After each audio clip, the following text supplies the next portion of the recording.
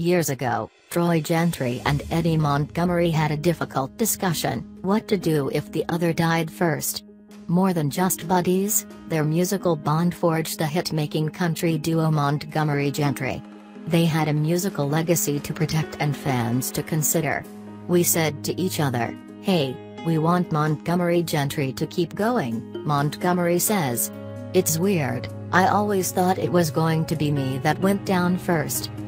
His premonition was not to be.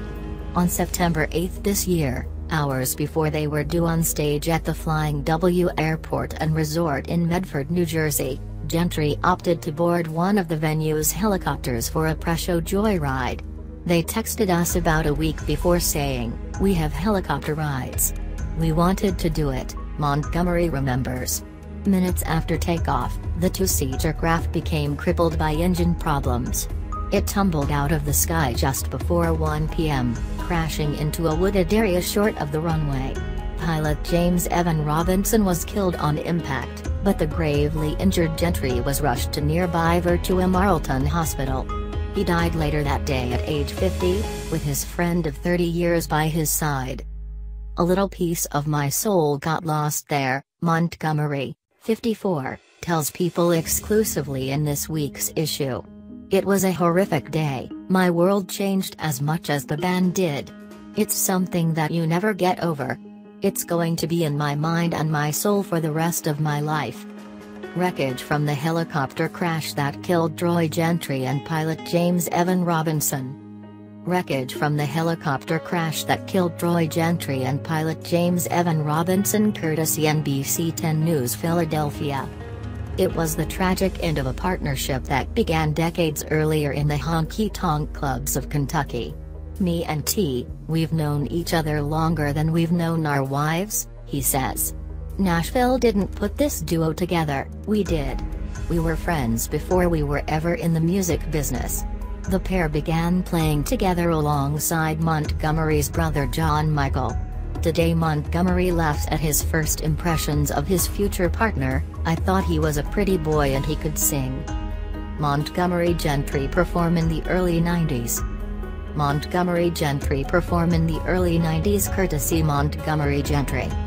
After briefly pursuing solo ventures, they joined Voices and Names in 1999, scoring #1 smashes like My Town, Hillbilly Shoes and Something to Be Proud Of. Even when they weren't sharing a stage, they often spent time together. "We were outdoors guys. We'd hunt and fish. Mostly we'd go around and listen to a lot of bands and think how we could make ourselves better. Mischief was regularly on the agenda. There's a lot of things that went on after 1 a.m. that I can't talk about," he says with a chuckle. Troy Gentry and Eddie Montgomery. Troy Gentry and Eddie Montgomery. Kristen Barlow. Gentry brought his wicked sense of humor on tour. Even in the middle of a concert, he couldn't resist cracking a joke on the talkback mic, reducing the group to helpless hysterics. He'd say something that would be plumb off the wall. You had to just stop and laugh your ass off. I know damn well that everybody was out there going, "What in the world are they laughing about?" The singer also displayed a penchant for dressing up as his favorite superhero. Troy was a Batman nut.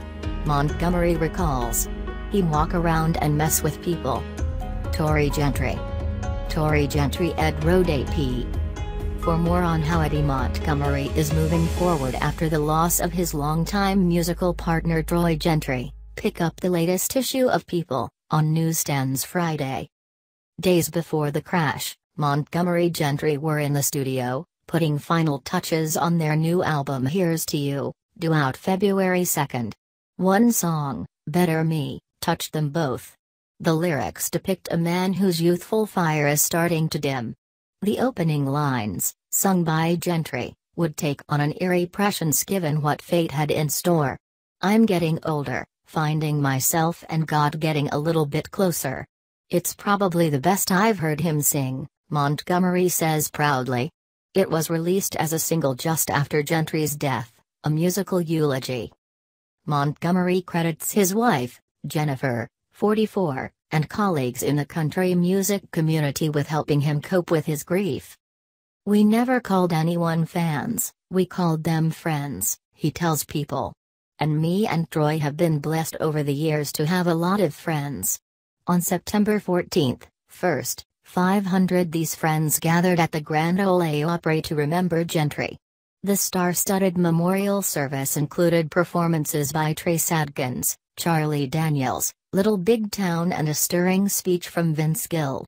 He told me, "Man, don't shut." Thank you for watching and listening. Please subscribe our channel for more news and updates.